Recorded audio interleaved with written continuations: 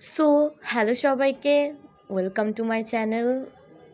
আর এটা ছিল শিল্পকলার যে এক্সামটা পোস্টপন্ড হয়েছিল সেই দিনের কিছু ক্লিপ। আমি আসলে পরীক্ষার টেনশনে রেকর্ড করতে ভুলে গেছিলাম, তাও ছোট ছোট কিছু ক্লিপ ছিল, সেগুলো অ্যাড করে দিছি। আর এগুলো হচ্ছে আমার আশেপাশে যারা রাখছে ওদের শিল্পকলার অ্যাডমিশন। আর আমি এখন সেখানে যাচ্ছি। আমি এবারে চান্স পাইছি চারুকলার সাধারণ বিভাগে। আর এটা ছিল আমার ভর্তির দিন। ভর্তি রেজাল্ট যদিও পরের দিনই দিয়ে দিছিল, মানে 9 তারিখ পরীক্ষা ছিল আর 10 তারিখ রেজাল্ট আউট হয়েছিল, কিন্তু ভর্তি ছিল 18 তারিখ থেকে। আর আমার 20 তারিখ থেকে ক্লাস শুরু, সেটারই নোটিশ দেখতেছিলাম। আর এটা এই বছরে আমার আইডি কার্ড।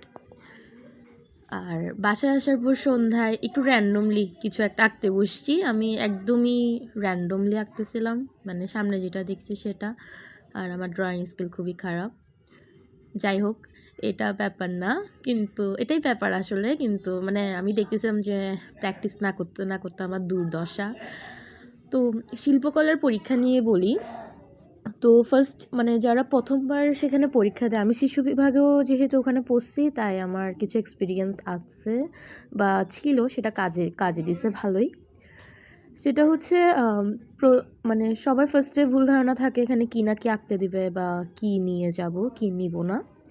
এখানে কিছুই না, একটা র্যান্ডম পেন্সিল নিলে আর একটা রাবারই যথেষ্ট হয়, বিকজ ওখানে 1 ঘন্টা টাইম দেয় আর এখানে কোনো কালার ইউজ করতে দেয় না। আমার জানা মতে আজ পর্যন্ত কোনো কালার ইউজ করতে দেয় নাই।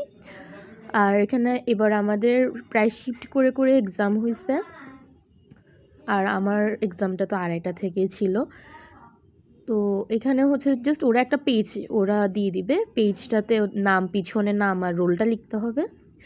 আর যে ওরা একটা কোয়েশ্চেন দিবে বা র্যান্ডমলি মুখেও বলতে পারে যে এটা আঁকো। তো আমার এখনও মনে আছে যে আমি একবার শিল্পকলায় পরীক্ষা দিয়েছিলাম, বাট ওইবার আমি মানে কোয়ালিফাই হই নাই সাধারণ বিভাগের জন্য। তো সেবার একটা মুখমণ্ডল আঁকতে বলছিল। এরপর অবশ্য আমি 2-3 বছর গ্যাপ দিয়েছিলাম, মানে কোনো এক্সামই দিই নাই। এবছর ইচ্ছা করছে আর এক্সামটা দিয়েছি। তো দেখলাম খারাপ না, টিকে গেছি। যাই হোক, এরপর বলি যেটা, ওখানে অনেকে অনেক কিছু নিয়ে যায়, অনেকে অনেক এক্সপার্ট, আর মানে একদম তৈরি হয়ে যায় সব কিছু নিয়ে। বাট ওখানে একটা পেন্সিল ছাড়া আর কিছুই কথা বলতে পারে না। 1 ঘন্টার মধ্যে যে পরিমাণে ডিটেইলিং দিতে হয়, মানে ডিটেইলিং না, ডিটেইলিং করার মনোভাব নিয়ে যায় মানুষ, বাট ওটা সবাই করে আসতে পারে না। আমি সবার কথা বলবো না।